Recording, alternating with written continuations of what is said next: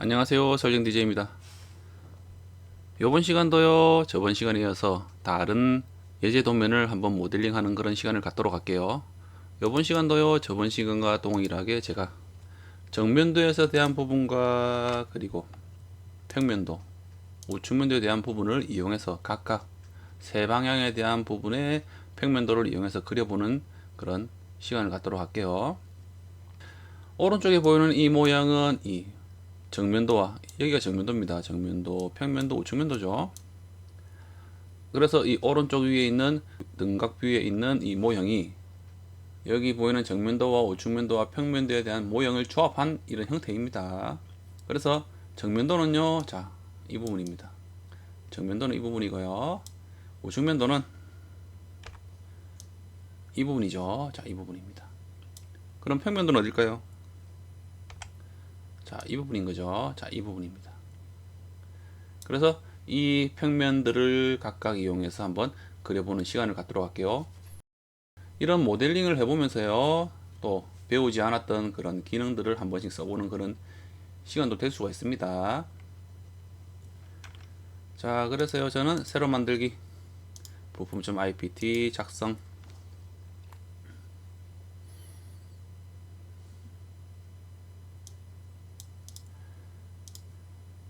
XY 평면을 이용해서 스케치 공간으로 넘어갑니다. 자, 저번 시간에 말씀드린 것처럼요, 모형의 중심을 기준으로, 원점을 기준으로요, 이렇게 그리도록 할게요. 우측면도 당연히 이 모형의 중심, 평면도도 이 사각형 모형의 중심에서 시작하는 원점을 기준으로 각각 그려보도록 할게요.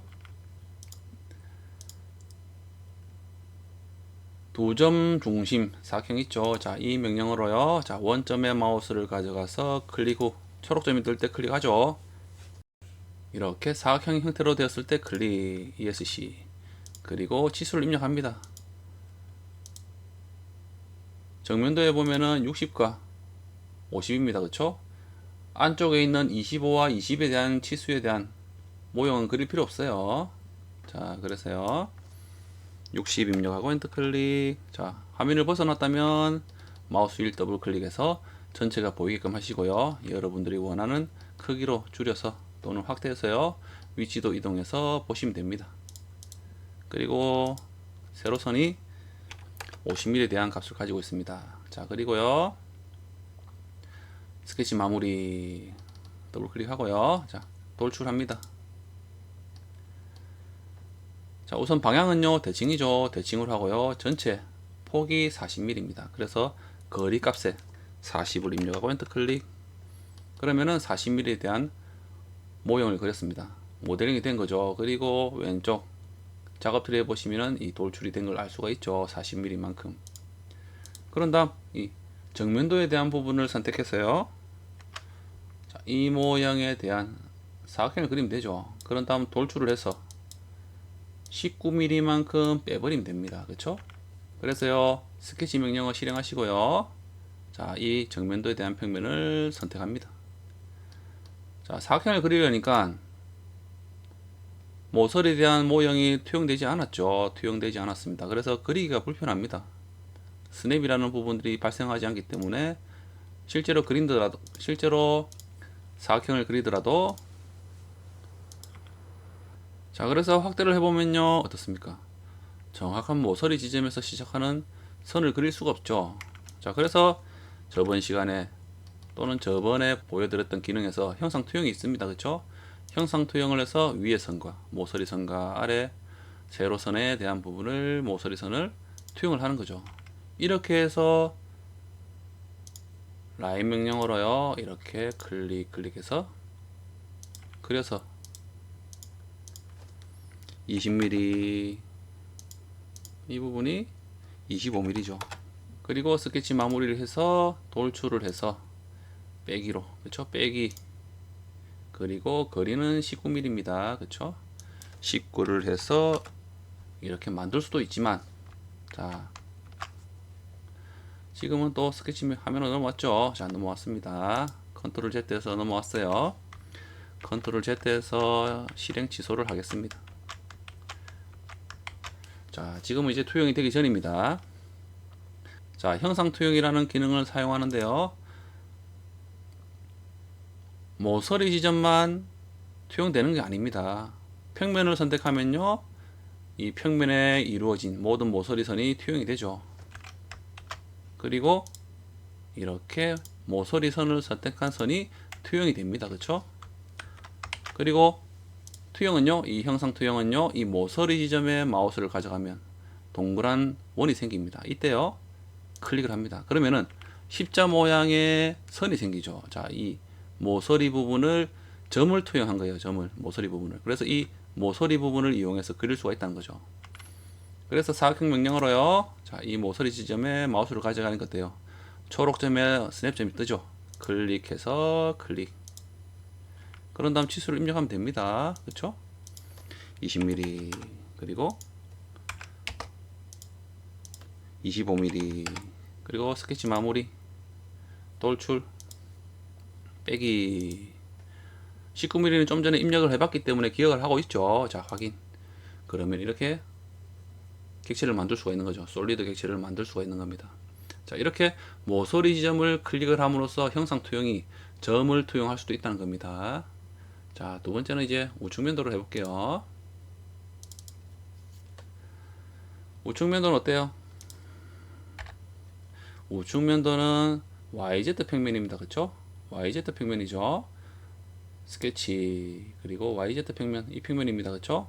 클릭, 그리고 두 점 중심 사각형으로요, 원점에 초록점일 때 클릭 후에 사각형을 이렇게 그립니다.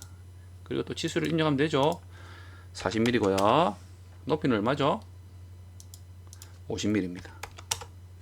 그런 다음 스케치 마무리, 돌출하고요. 자, 대칭으로 전체 길이가 60mm입니다. 그렇죠? 그래서 이 거리창에는 60 입력하면 됩니다. 좌우가 각각 30mm씩 선택한 평면의 프로파일에서요, 각각 30mm씩 돌출을 하는 거죠. 확인. 그런 다음 또 우측 면도를 선택하든 평면도를 선택하든 정면도를 선택하든 상관없어요. 그렇죠?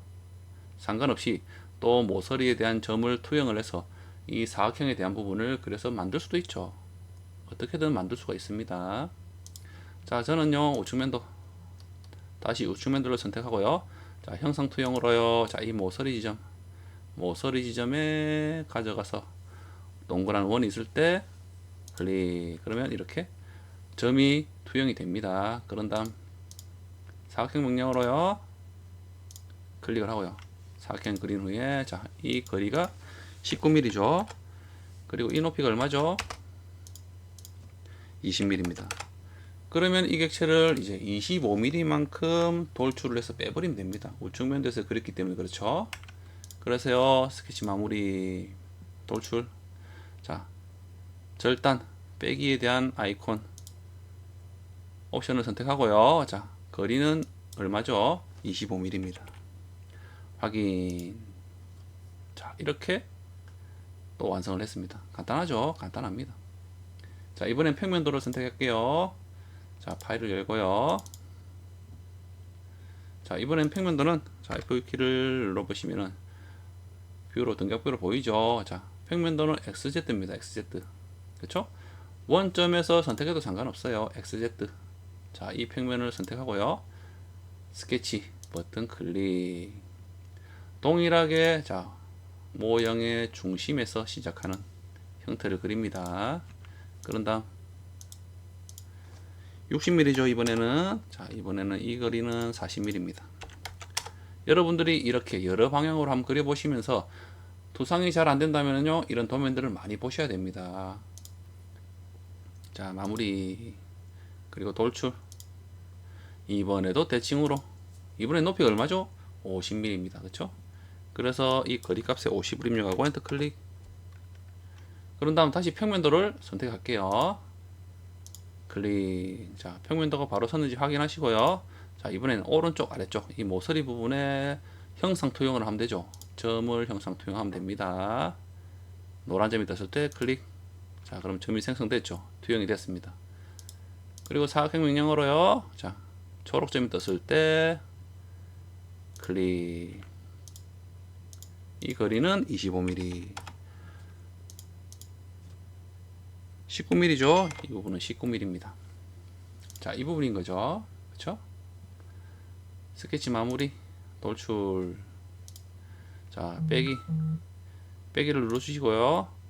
절단을 눌러주시고, 거리는 얼마죠? 이번엔 아래쪽으로 돌출을 하기 때문에 20mm입니다. 그래서요, 20을 입력하고 확인. 그러면 이렇게 모형을 만들 수가 있는 거죠.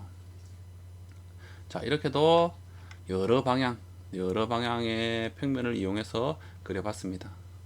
자, 다음 시간에 뵐게요. 감사합니다.